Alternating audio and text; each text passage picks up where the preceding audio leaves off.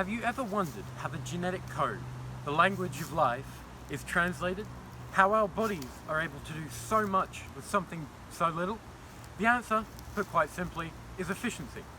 RNA, the language of proteins, is a crucial mechanic in the development of life, a well-oiled engine constantly at work in the body.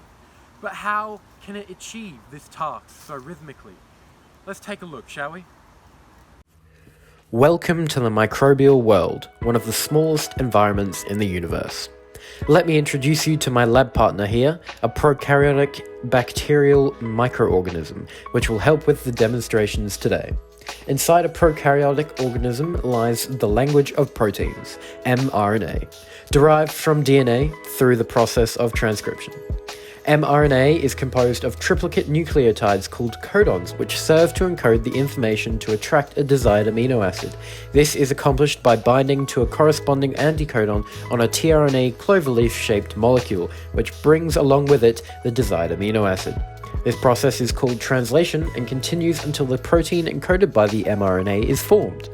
The process of translation, however, is a complex and intricate endeavor, and even with a multitude of instances taking place throughout the cell, it can lag behind and struggle to keep up with the demands of the organism. This is where codon optimization and optimal codons come into play. Codon optimization refers to the experimental approaches that changes the synonymous codon composition of a recombinant gene, without altering the amino acid sequence to increase protein production. Optimal codons are synonymous codons that are selectively chosen over other synonymous codons in the translation process that typically raise translation efficiency and production of proteins. Newly disclosed evidence shows that choice among synonymous codons is non-random and does not affect the nature of the protein synthesized, however, may be related to the expressibility of genes. Additionally, research continues to show that this non-random nature is attributable to the availability of tRNA within a cell.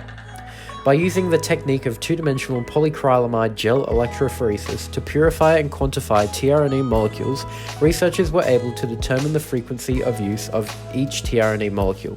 By then plotting the values of tRNA content and frequency of usage against each other and performing regression analysis, researchers discovered that genes encoding abundant protein molecules presented high slope values, which indicated a strong dependence of tRNA use on tRNA abundance.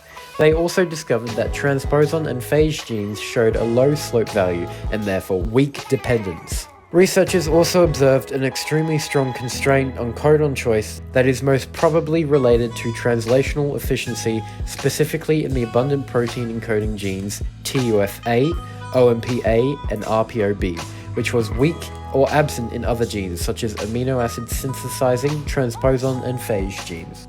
With the discovery of these metrics, researchers can predict the preference among synonymous codons for most amino acids. One such result of this prediction is the amino acid leucine. Leucine is coded for by 6 different codons, from which the synonymous codon that was selectively preferred was determined to be CUG, leucine's optimal codon.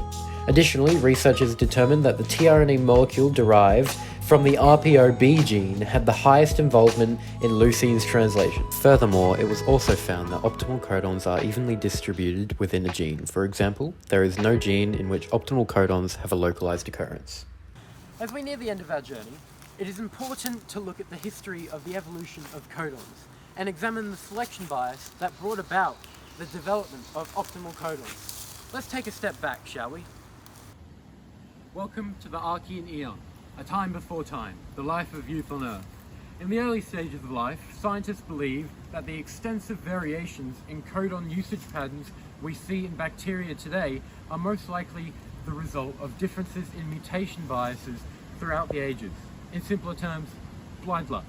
However, in many, yet not all species, there lies an additional variation among genes that is consistent with the action of natural selection. Researchers have concluded that the genes expressed at high levels and subsequently have increased frequencies of those codons that are expected to be translationally optimal is highly suggestive of selective favourability of those codons. So I ask again, how is the language of life translated? In the end, it's through the elegant choreography of tRNAs and the selection of optimal codons that the genetic code is translated into the very proteins that drive the essence of life. From ages past to current times, life has continued to evolve in ways we were only just beginning to understand. From the spontaneous birth of something so small to the complexity of life we experience today, we're reminded that life's poetry is written in the language of DNA, translated by tRNAs, and choreographed with precision through the selection of optimal codons.